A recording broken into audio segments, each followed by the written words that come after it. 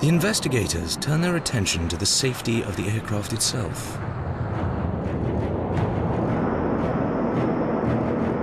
The A330 is a jewel in the crown of European aerospace giant Airbus.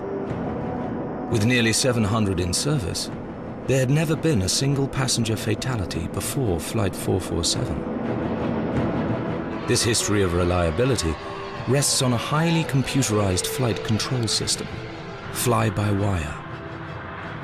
The design philosophy that safety is greatly enhanced by automation. They're highly automated, they're fly-by-wire, they're some of the leading-edge technology in aviation even today. If the pilot were to lose control for some reason, the fly-by-wire system would save the aeroplane. V1, rotate. Captain Martin Alder is a former chairman of the British Airline Pilots Flight Safety Group. Gear up. And a highly experienced Airbus instructor. In the flight simulator, he shows how automation can keep an aircraft under control, even with no help at all from the pilot. In a conventional aeroplane, instead of this side stick, I'd have quite a big control column here. You need plenty of leverage to apply the mechanical forces you need to move the control surfaces to control the aeroplane. In a conventional aeroplane, the pilot pulls mechanical levers to operate a powered hydraulic control system. But with fly-by-wire, the heavyweight gear is replaced by electronics. Now a flight computer carries out the pilot's wishes. The computer keeps the aircraft under precision control during any maneuver, even a simple turn. So if I want to go to the left, stick to the left. Round to the left.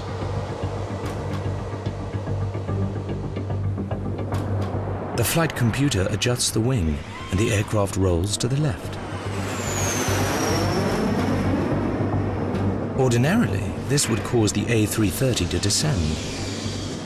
So the computer compensates by increasing engine thrust and pitching the nose up to maintain a steady altitude. The end result? Totally automatic control. I take my hands off, and there we are. It's flying round. Vertical speed 0, 25 degrees of bank, 240 knots. It's going to fly around at 25 degrees of bank. Keep doing this until we get bored. When autopilot is switched on, the plane literally flies itself. 99% of the time, when you're sitting as a passenger flying at 35,000 feet, the autopilot's flying the aeroplane.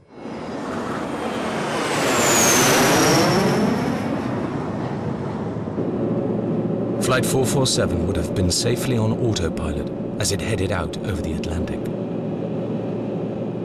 The pilots settling in for the long haul. The aircraft making continuous automatic adjustments to keep them on course for Paris.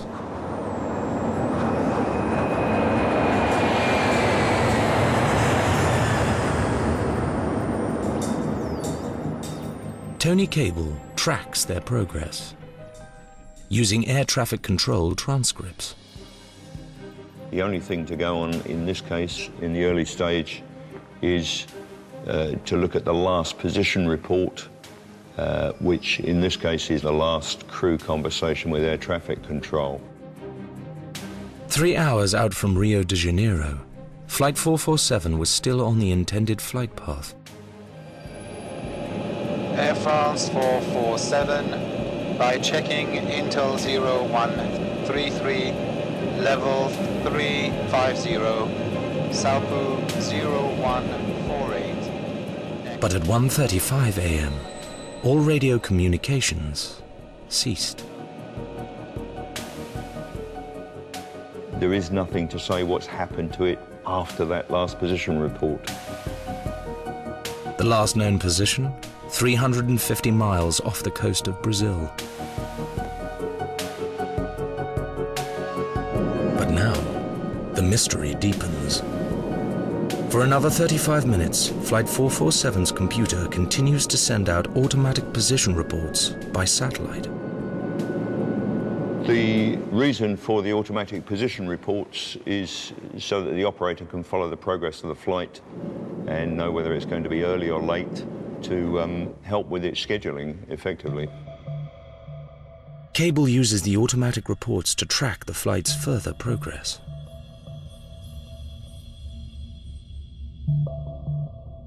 The last location was at 2:10 a.m., 70 miles from where the wreckage was discovered. What these messages do show is a last automatic position report and then apparently the end of the flight. Something in Flight 447's path brought it down. Cable hunts for the cause in the official weather report. There was thunderstorm activity in that area, quite a large trail across the flight path at the time that AF447 went through. At 2:10 a.m., Flight 447 was in the vicinity of an Atlantic thunderstorm, 250 miles wide. But this fact raises a crucial question that the official reports fail to answer. Why would experienced pilots fly into a storm? The idea that a pilot would fly through a thunderstorm, absolutely not. Highly improbable. Pilots, remember, at the front end of the airplane, the first people to meet any accident. We have a great incentive not to meet accidents. Flight 447 must have flown into the storm by mistake.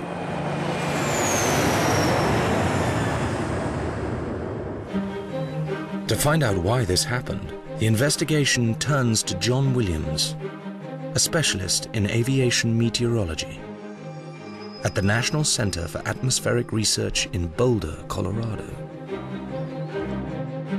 Williams has satellite images taken every half hour to analyze how the storm developed as Flight 447 approached.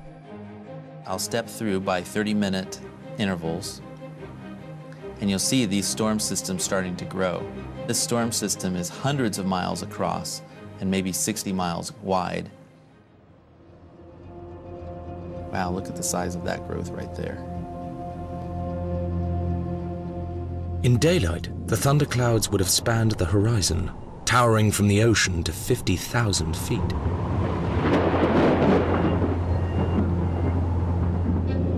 But in the dark, early hours of the morning, the Flight 447 pilots can't see them. Instead, they must rely on their onboard weather radar.